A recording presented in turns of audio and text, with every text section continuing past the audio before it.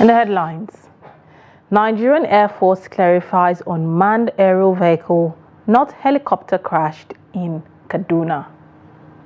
Court dismisses Nnamdi Kanu's suit against the federal government.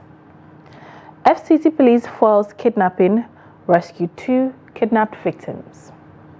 And on the foreign scene, U.S. Supreme Court rules on Trump's immunity Monday. Hello, welcome to News Updates on Trust TV. I am Lilian Ogazi.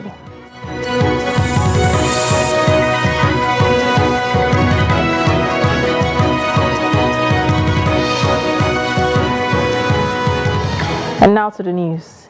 The Nigerian Air Force has clarified that an unmanned aerial vehicle belonging to the force NAF is what crashed in the Igabi local government area of Kaduna State.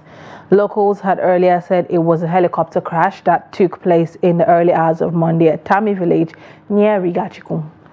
Communities very close to the headquarters of the Nigerian Air Force Training Center, Mando, in a statement, the spokesperson of the Nigerian Air Force, Edward Gabwet, said it was a UAV and not a helicopter as earlier believed. Gabwet has since said it is an unmanned vehicle. There were no casualties on board or on the ground.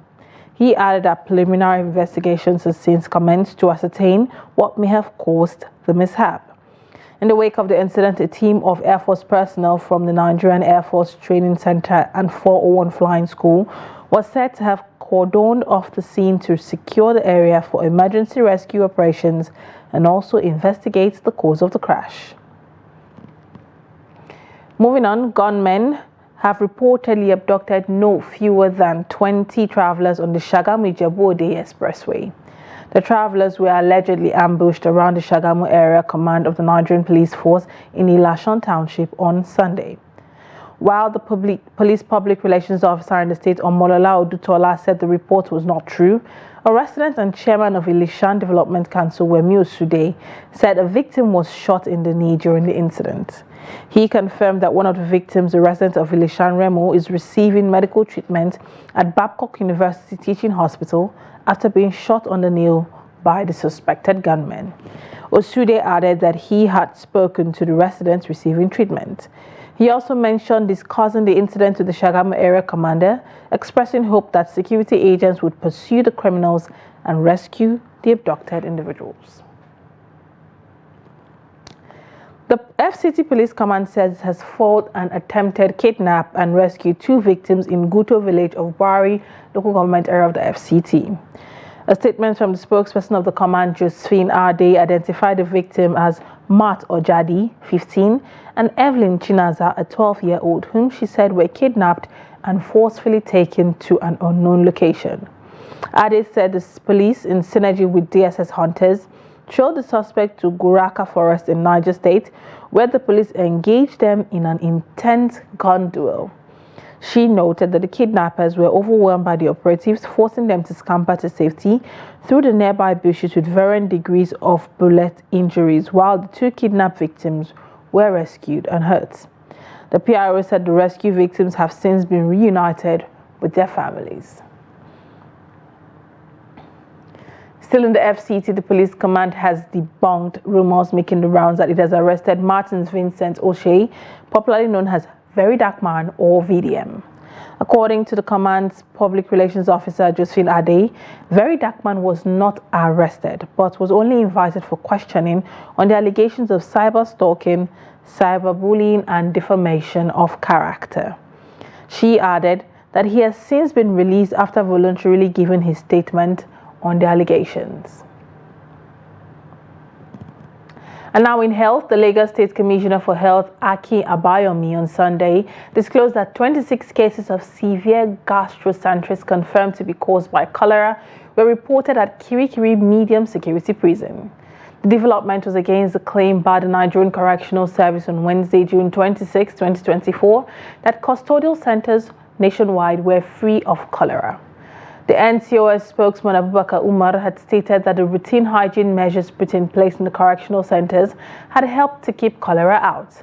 However, in a statement on Sunday signed by the Director of Public Affairs, Lagos State Ministry of Health, Tumbusu Ogumbawo, the commissioner reported a small outbreak of 25 cases of severe cases confirmed to be cholera. Meanwhile, the Nigerian Center for Disease Control and Prevention also recorded 118 suspected cholera cases in Katsina State. Available data from the Nigerian Center for Disease Control and Prevention showed as of June 24, 2024, there were 1,528 suspected cholera cases, 65 confirmed cases, and 53 deaths across 107 local government areas in 31 states, reflecting a case of fatality rate of 3.5% since the beginning of the year. And now to the judiciary. Justice James Omotosho of the Federal High Court in Abuja has dismissed the fundamental human rights suit filed by the detained leader of the indigenous people of Biafra, Nnamdi Kanu, against the federal government. Kanu sued the Attorney General of the Federation and the Department of State Service for ₦1 billion in damages for alleged rights violations. The IPOB leader claimed that the DSS and its Director General violated his right to a fair hearing by allegedly preventing his lawyers from having unhindered interactions with him while he was being detained in preparation for his defense in his criminal case.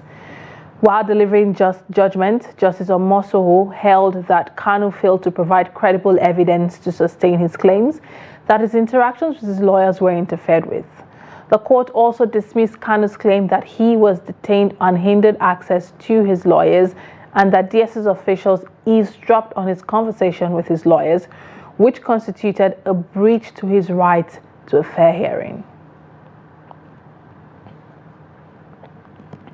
Meanwhile, the National Executive Council, NEC, of the new Nigerian People's Party, NNPP, has extended the suspension of Governor Abba Yusuf of Kano State from the party to December 2024.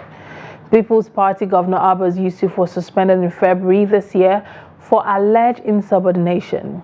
The party's NEC also confirmed that the presidential candidate of the party in the 2023 election, Rabiu Kwankwaso, has been expelled from the party. The expulsion of Kwankwaso was confirmed after the Fact-Finding Committee and the Conflict Resolution Committee submitted their reports to the National Executive Council for ratification. The committees indicted the former governor of Kano State of a failed coup d'etat and an attempt to forcefully hijack the party through fraudulent means. They also found Kwankwaso culpable in misappropriation of over 2.5 billion naira proceeds from form nominations of candidates, campaign fund and donations for the 2023 general elections.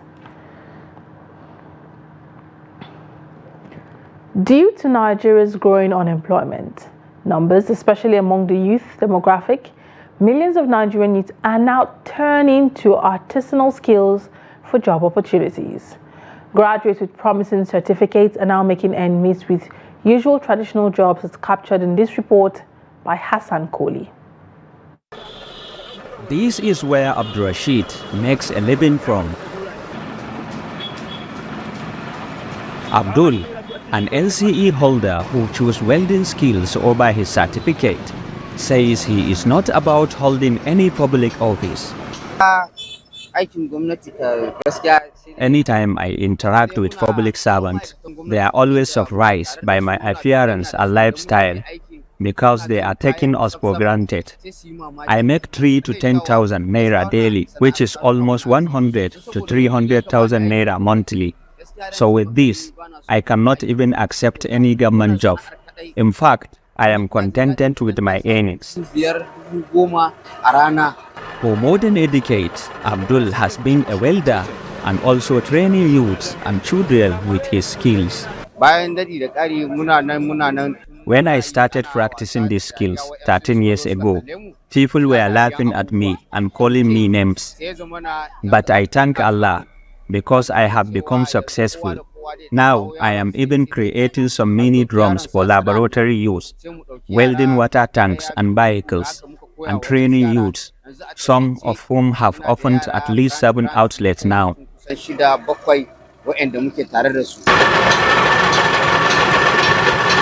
Abdul is now focused on reshaping the ideology of younger ones, advocating combining formal education with skill acquisitions, noting that graduates should be employers and not employees.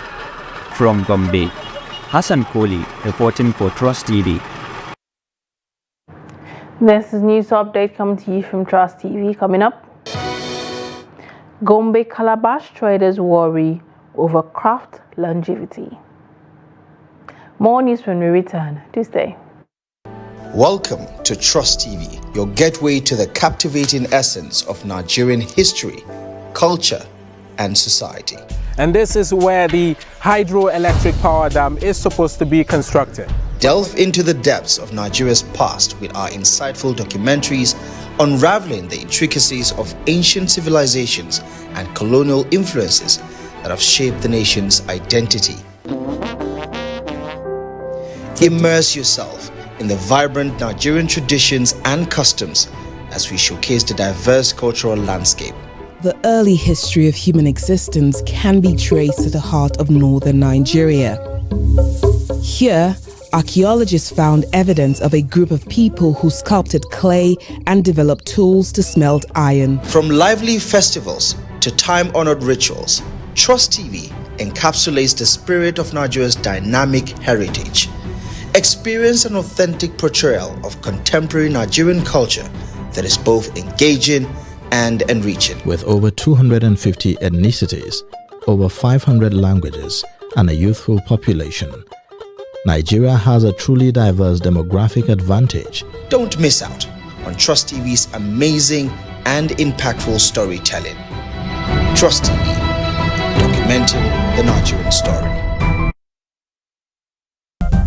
This is Trust TV, documenting the Nigerian story.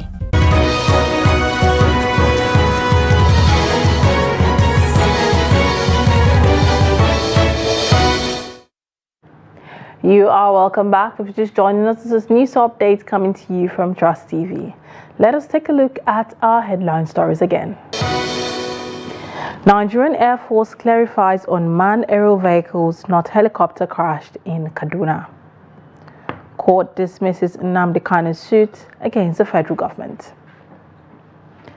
Now moving over to Ekiti State, where the state government has rejected the planned power outage for July and August as proposed by the Benin Electricity Distribution Company. The company had in a circular informed the public, especially its customers in Ekiti and neighboring Ondo states, of the plan. However, the Ekiti State government described the move, which it rejected, as an unacceptable economic, financial and social price to be paid by the citizens of the state. The government asked for the suspension of the plan and demanded an emergency meeting with affected stakeholders on Tuesday, July 2nd. The BEDC had, in a public notice aired on radio and other social media platforms, announced a planned outage for certain periods in July and August, following plans to carry out critical maintenance work on the 132 kV Akure-Oshobo transmission line.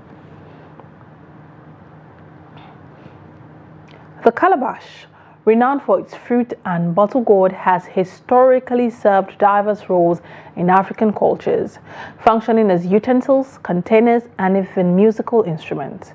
However, in contemporary times, traditional practices face a threat as more people opt for modern alternatives like rubber and silver containers. Traders of calabashes expressed concern that this shift not only endangers cultural tradition, but also undermines efforts to pass on essential skills and knowledge to future generations. Trust TV's Hassan Kohli visited Gombe's main market's calabash segment and found this report. The calabash, also known as bottle gourd, white-flowered gourd, or bat-house gourd, holds significant cultural and practical value as a symbol of livelihood for many communities. This vine is cultivated primarily for its fruit, which serves dual purposes depending on its maturity. When harvested young, it is consumed as a vegetable, while mature fruit are dried and utilized as utensils, containers, or musical instruments. Despite its versatility and cultural importance, the prevalence of modern containers is gradually displacing the traditional use of calabashes, particularly in urban areas.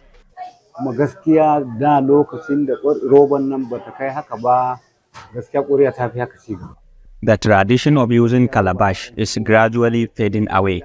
This is largely due to the widespread use of rubber-related materials, which is indeed a threat to our ancient traditions. For more than 30 years now, I have been crafting and selling calabash here in Gombe and in many nearby periodic markets, and it is obvious that its trading and usage rates are significantly low and alarming, and it is not good for us and future generations.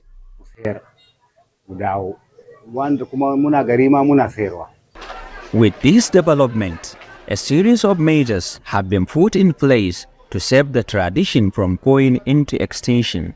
These include passing the craft and trading skills on to the next generation.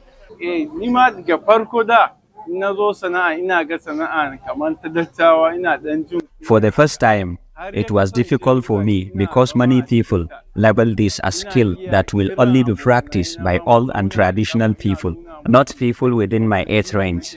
But gradually, I got used to it. And for now, it is helping me take responsibility for myself and my university studies. I am grateful and will help preserve this for our younger generations. According to the Calabash treatment, many ancient crafts are on the verge of extinction, warning that they will only be preserved by having younger people learn the skills. From Gombe, Hassan Koli, reporting for Trust TV. The federal government has commenced the construction of the south-south section of the Lagos-Calabar Coastal Highway and also announced the suspension of new road projects. The Minister of Works, David Umahi, declared that the federal government would not embark on any new road project in 2025, citing paucity of funds. He said this during the stakeholders' engagement on the proposed alignment for the 38-kilometer section 3A of the Lagos-Calabar Coastal Highway, which took place at the Transcorp Hotel, Calabar on Sunday. The stakeholders' engagement was a follow-up to the one held earlier on Saturday in Uyo, Akwa Ibom State. Umahi explained that the federal government would rather concentrate on inherited projects and the 3 legacy road projects of the renewed hope agenda of the Bola Tinubu administration. Now, the foreign scene, the U.S. Supreme Court is expected to rule on Monday on whether Donald Trump, as a former president, is immune from prosecution. Even if the ruling is likely to reject Trump's claim he should enjoy absolute immunity, the decision will be key in whether his trial for conspiring to overturn his 2020 election loss can go ahead before this year's election, in which he is the Republican candidate. Trump's original trial date in the election case had been March 4th, well before his November rematch with Joe Biden. But the Supreme Court, dominated by conservatives, including the 3 appointed by Trump during his term in office, agreed in February to hear his argument for presidential immunity, putting the case on hold while they considered the matter in April. The court is unlikely to rule that Trump has complete immunity. During the April argument, the justices appeared largely skeptical of his claims, with some questioning whether it meant a president could commit crimes with abandon. However, the scope and wording of the decision could further postpone the trial, shrinking the odds that Trump will face prosecutors before the November 5th vote. South African President Cyril Ramaphosa on Sunday named a new cabinet after his African National Congress. The former main opposition party and 9 other parties agreed on the makeup of a coalition government of South Africa's 7th administration, following weeks of haggling. Ramaphosa's announcement of his new unprecedented multi-party cabinet came a month after the loss of its 30-year political dominance in national election, forcing it to seek coalition partners. The ANC's share of the vote slumped to 40% in May 29 vote, and it lost its parliamentary majority for the first time since it became power at the end of the apartheid system of white minority rule in 1994. Ramaphosa's party retained the largest share of ministerial positions as he appointed ANC officials to 20 of the 32 cabinet ministers' roles in the new coalition. But there were 6 ministers from the Democratic Alliance, once the main opposition and the fiercest critic of the ANC, while the remaining ministerial posts were shared among some of the smaller parties.